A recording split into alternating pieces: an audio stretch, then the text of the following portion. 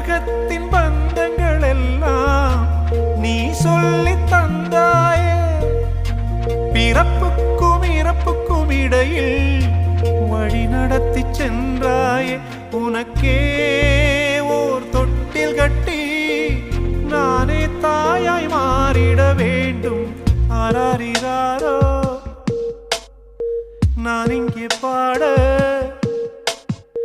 தாயே நீ கண்ணுறங்கு என்னோட மடி சாய்ந்து.